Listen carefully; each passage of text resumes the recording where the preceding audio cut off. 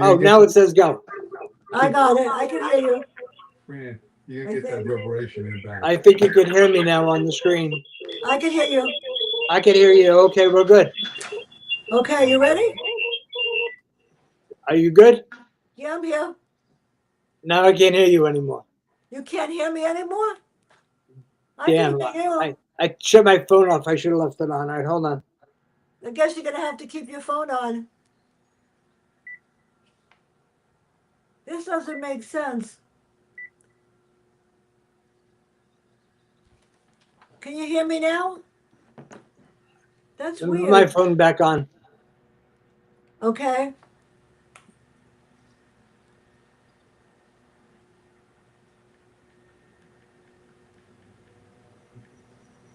Can you hear me back now? Do you want to reschedule this? What do you want to do? No, let me call you on my. You ready? Can you hear me now if I read? Can you hear me now if I read? I just called you. Can you hear me? Yeah, I can hear you. Dr. Cavuto is during his fifth decade as an educator. Fran, Can you hear me now? I can't hear you. That's weird. You know what? We're going to have to reschedule this when the sound works. I don't understand why it's not. I can hear you. My mic is on. Jeff, you can't hear me. That's weird. Can you hear me? Yes. I can't hear you. Jeff, he can't hear me. I can hear you. I don't know which button it is. I can hear you. I can't. I can't hear you. What about now? Uh, What about now? Can you Something hear came me? on before it said go, and then we were fine, He can't and then hear it me. disappeared. He can't hear me. Man, that's not. Let's It's see. not Gonna on your. try it again. It's not on your side. Let me see. You not. It's not on your side. Let me see this. Time right up. Can you hear me now?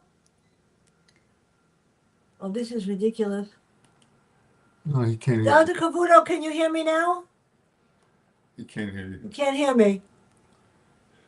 Can you hear me? You can't hear me at all. That's weird. What do I do? I don't know what to tell you.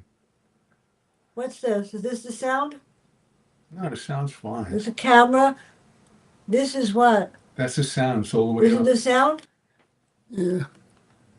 But yours is.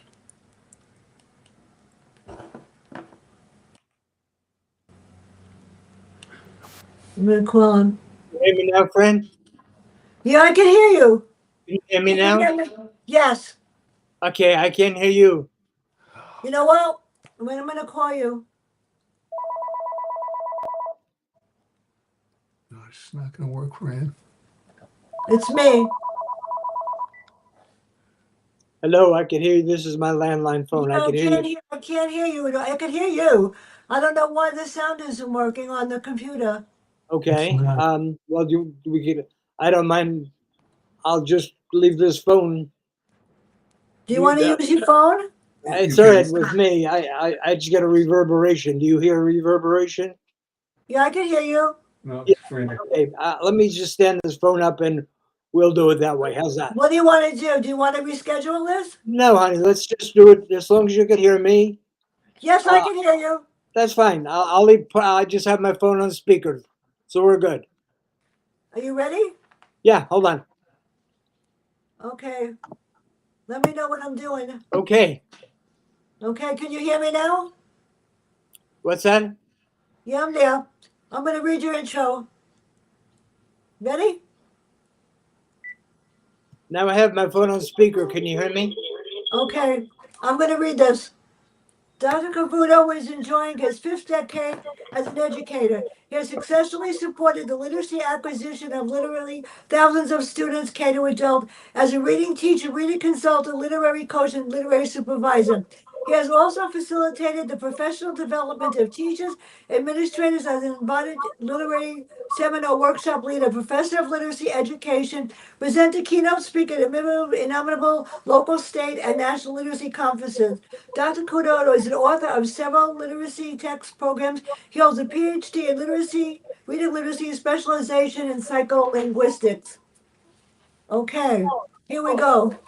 The first topic, I think if we do the first three, we should be okay. We're going to talk about reading wars. How would you define that? Well, basically, what happened, Fran, was first of all, good morning, and good morning to your listeners. Um, the term is somewhat trite today with all the bad things going on in this world that we talk about reading wars. But Jean Shaw, in her book *The Great Debate*, talked about reading wars, and the reading wars were basically how do you teach reading in the United States? Do you teach reading book say, or do you teach reading phonetically? And believe it or not, that was in 1960. The Cherubim book, 1965, and to date we still are fighting the same ridiculous battles.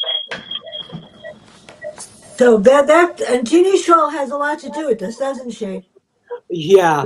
Well, well, what happened was in the 1950s, after the Russians got the satellite Sputnik, um, Gene Shaw, the Bond and Dykstra did a huge study, and they found that basically it wasn't so much the methodology, phonics, or a whole word.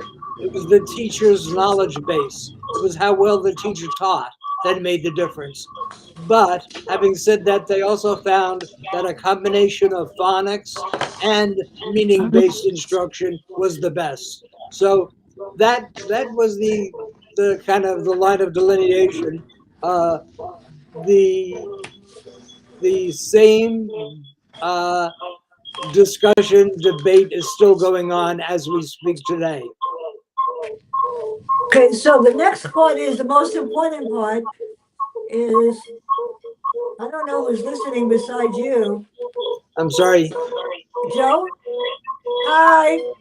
John, somebody is listening. I don't know who that is. Anyway, phonemic awareness and the phonics are very important. And those are the two things that I did when I was teaching. What is phonics and what is the best way to teach phonics at the beginning? And it's not the science of reading, you know that. Yeah, I'm getting this beeping sound on my end.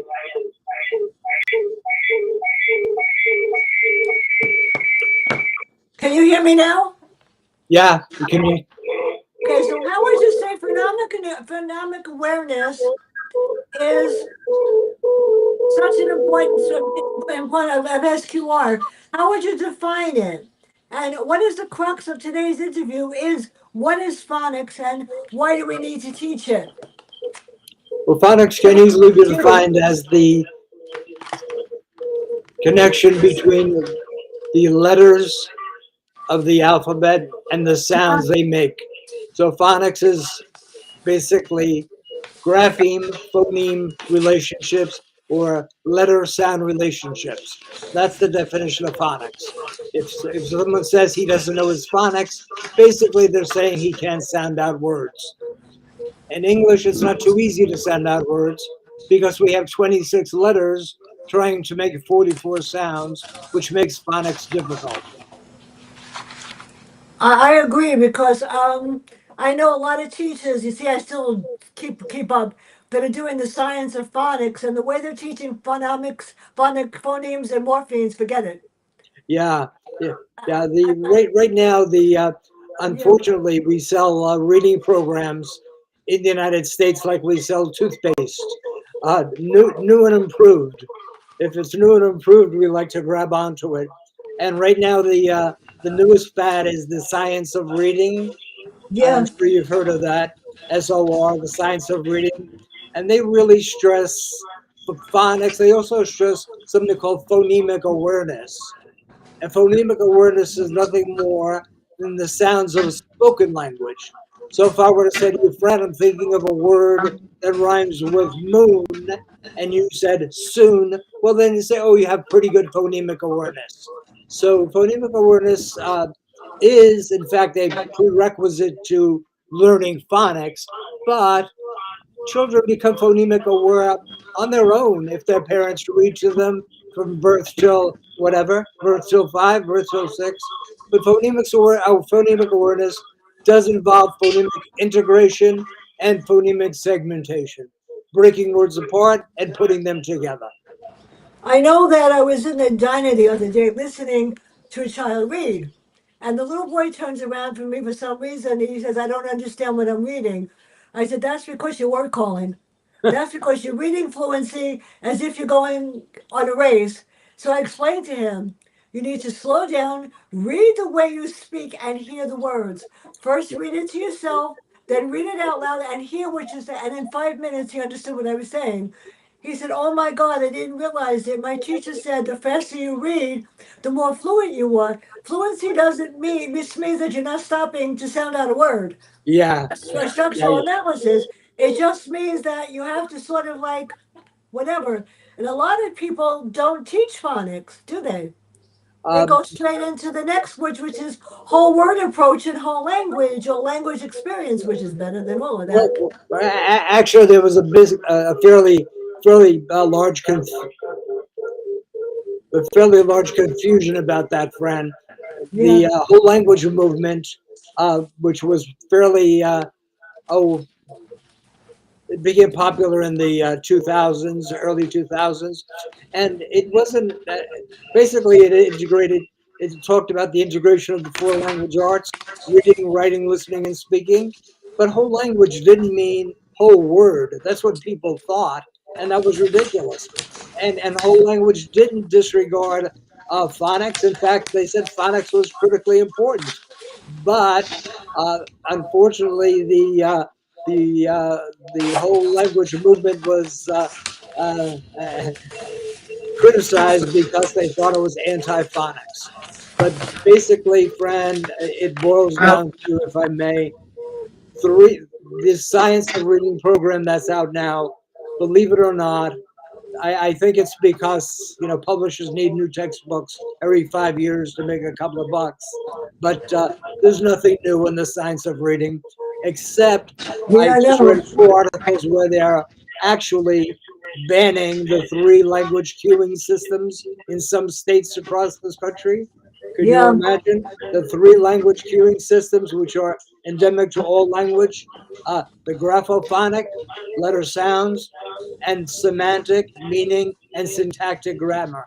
You can't read without using those three, and students use semantics without anyone teaching them to. right. The three queuing systems. Yeah, because basically reading is a search for meaning, and the reader is constructing meaning. Well, I know. When I first started teaching, I learned taught sixth grade. Thank God, it was a blessing. And then they put me on first grade, and I cried a lot for Yeah, real. yeah, So yeah, they used Bank Street, which was all sight. But then the following year, they did Lippincott. Now every system is different. So some of it was word attack. Some of it was Lippincott. Some of it was other sight sound, which ones. And in order to know how to do it, you had to figure out how to do the sight and sound. And Lippincott was hard. yeah, yeah, It's very, very hard. But I had to be trained. The kids loved it. I don't know why. They loved it. They thought yeah, they yeah, have they loved it. And when I wound up using a combination of two. I think, like I said before, the hardest thing is when a group of fifth graders came in and said, Mrs. Lewis, we can't read a word. We don't know anything. I go, you will in about 10 minutes. And that's when I use prevent academic failure. I can read. yeah, They're different. Yeah, they did very well. yeah, So there's a strong relationship between hearing and our capacity to store words for retrieval. So that's actually scary. So the reading wars are done. What would you say is the most important component besides phonics for teaching reading? Well, to be honest with you, friend, I would put phonics second because, as we Yeah. both know, the most critical aspect of reading is getting meaning. Is that, and it's actually we used to think that way back when that reading was kind of just extracted from the page by the reader, and that's simply not true. The reader actually constructs meaning by using his or her background knowledge. So as he or she is reading, if he's reading, "Mommy came home from work and she put the car in the," we don't want to say, "Is that a hard G?" We don't want to say, "Let's sound it out." We should say, "What word makes sense there, honey?" Okay, what word makes sense there, Joey or Jill? Because reading is a meaning constructing process, and if the word is semantically constrained by the sentence, then the youngster should be encouraged to make a. This is a bad word in the science of reading, but the youngster should be actually encouraged to make a reasonable guess as to what that word would be based upon his or her background knowledge. Mommy came from work and put the car in the garage. Okay, so in my opinion, to answer your question, is phonics important? Absolutely. But it doesn't take a secondary place to semantics or meaning. Yeah. In fact, semantics has to, all the time, as you said Trying to get before, the right has pages. to be supreme because has to be the driving force because we don't want children just or adults when they read just calling the words. We want them constructing meaning. Make sense? But Yeah? why did they ban the three queuing system? And I have an article that said it's not keeping the evidence on how children learn to read. Yet Yeah. semantic word meaning and sentence context, syntax, grammatical features, and graphophonics, letters, and sound. The model is constructive theory of reading. And why did they ban it? And why did they go to whole language and balanced literacy approaches? Yeah, basically, friend, there's an incredible amount of misinformation being spread by the science of reading people. The three language cueing systems, if I may, are not a reading. Those three things do not constitute a reading program. Those three things are how language works. Noam Chomsky, probably the most preeminent linguist in American history, he's unfortunately deceased, but Noam Chomsky said that all language has three Yeah. cueing systems embedded in it: semantics, syntactics, and graphophonic.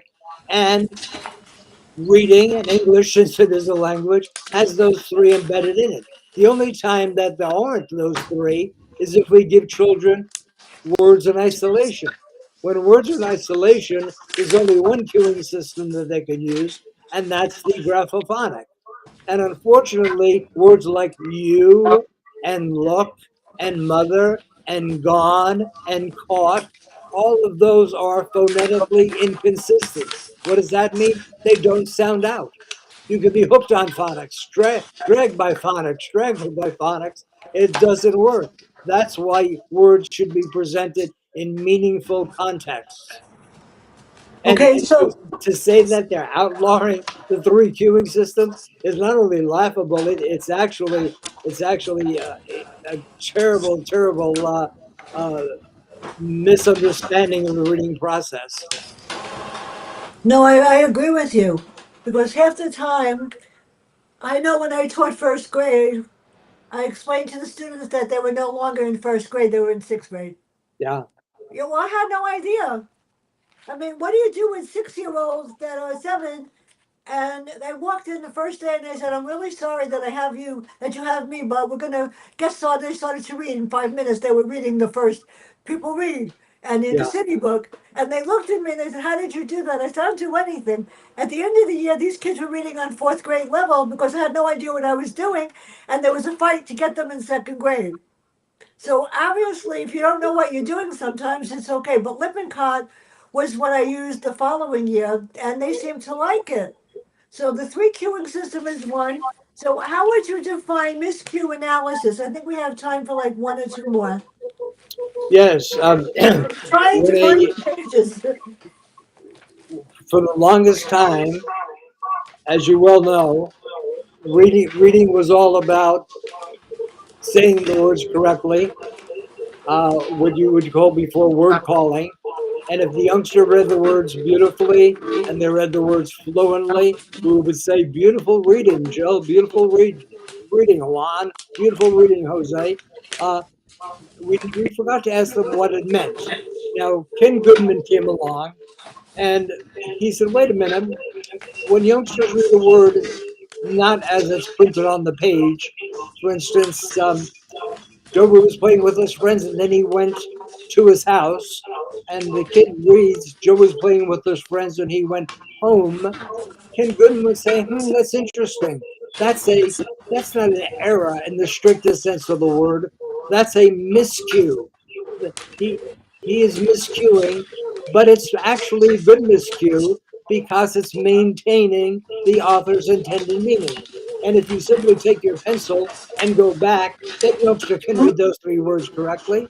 So a miscue is really anything that doesn't match up to the orthography or the printed word, but there are good miscues and bad miscues. If the youngster's reading, he went to his house and reads to his hose, well, that's a bad miscue. That should be corrected. And in fact, the way to correct that is simple. What do you say, friend? Does that make sense? We always want to appeal to meaning. Should we go back and say no? What does OU say? No, no, no, no. First thing should be, does that make sense? So miscue analysis was a whole science, and we could do 3 sessions on Yeah. miscue analysis. It's incredibly interesting, but basically, it's taking the what used to be called errors, and they are errors if they distort meaning. But if they don't distort meaning, they are in fact good errors, and that sounds oxymoronic. So we actually call them semantically acceptable miscues. What happens if they don't learn to self correct? I know that there are teachers, because after 12, I taught 100 million years, and I would walk in. I didn't do it with sixth grade. I never had to do it because these kids were brilliant, scary smart. I would walk into a first grade room and the child would make a mistake and the teacher would just correct them and tell them the word. That happens. But some of these kids never learn how to self correct. In other words, when they're reading something, they're not listening to the fact that what they read doesn't make sense. Yes, They have no idea. Insert a word from the meaning, they add an extra word. Sometimes it's repetition, sometimes it's reversal. And sometimes when they're reading a sentence, they think about what the word means and they come up with one that means the same as a substitution. yeah, yeah. So, I so think what you how do you fix that? yeah, I think what you're referring to, Fran, is what's typically called self-monitoring, and Yeah. self-monitoring is something that we human beings do all the time in every aspect of our life. We self-monitor. Right now, we're both self-monitoring the audio of this podcast, which is not the best, but it's okay. Um, when youngsters are reading, they should be taught to self monitor simply by asking themselves after every sentence they read one question: does that make sense? And if the answer is, yeah, it makes sense, then they should go on. If the answer is no, it does not make sense, then they should go back to see if, in fact, they miscued or they read a word incorrectly. Um, I know in the science of reading, they particularly have I know. displayed. The silence of reading stresses does not just text comprehension or whatever. And fluency to me is very, very vital. But if you're just reading words like they're teaching them how to word call, I know my nephew was reading to me the other day. I said, "How about if you slow down? You're not an airplane. You gotta listen to what you're saying." So before we end, what is the most important component that we could teach new teachers? And then we have 5 minutes to talk about the Jim Chalise handbook. Well, Frank, to be honest with you, in my opinion, the Yeah, most important thing is we have to increase teacher training. yeah, This country, we like to change programs. You mentioned a few, Lippincott and McGraw-Hill and many others out there. But what we do is we don't teach teachers how to teach reading. Teachers take 6 credits in order to become certified elementary school teachers. That's ridiculous. Absolutely ridiculous. I agree. We need to increase the amount of credits that teachers take in order to become certified. In Germany, for example, to become certified, they have to pass rigorous tests in how to teach reading. They take almost a master's degree in reading before becoming certified. And as a result, they do much better. And German is very tough language to learn.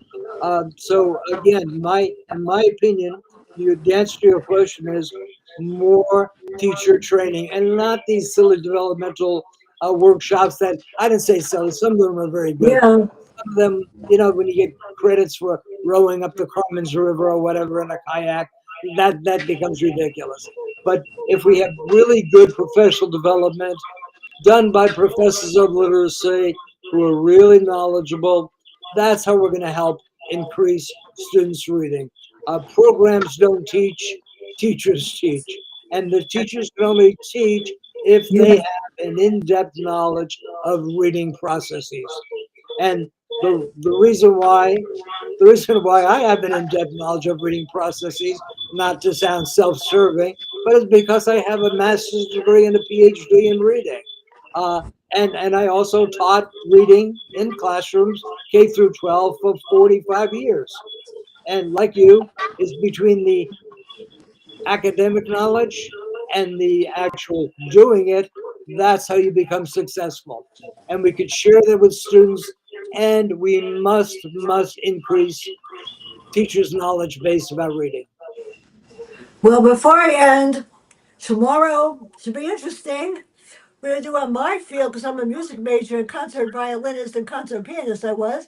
We'll Ah, talk about the fire concerto and what happens when a concert pianist quits and what happens throughout. Now, Thursday, I am honored. This man is very high in government. He was there on 6/6/94 when on the anniversary, the 50th anniversary of D-Day, and Michael Butler has picked me to talk about it. So ah, my oh whoa whoa, I can't believe it. He found me. And on Monday, the last one for no for August, the number one horror writer in the world, Vincent Zandri, Terminal Moonlight. You don't want to read it. So thank you that so sounds much. wonderful. Congratulations. I'm sure it's going to be wonderful tomorrow. Yeah. I am so I have I can't oh well it gets better. In October, he never does streams. He only does Zooms. The number one author in the world and England, Peter James, will be on October 27th. And the main character of the book is Queen Camilla Ah, and King Charles. that should be And very interesting. not only I read it, it's 500 pages. You know me, I read it in 2 hours. Yeah. Then I reread it. Oh my God, it's really, he portrays her very differently than we see her on the news. And she might actually come on the stream. Oh, that'd be wonderful. That'd be wonderful. Yeah, The royal family has had not the best of a year, or years, I should say, the last couple of years, huh? yeah. There's So little controversy. and I still read 10 books a week because of you. I still get away. So when do you want to talk about next? Because my schedule is filled until the end of October. Okay, well, we'll do is we'll be in touch and we'll set up the date. How's that sound? Right. Everybody, I'm going to end the stream. Give me 1 minute.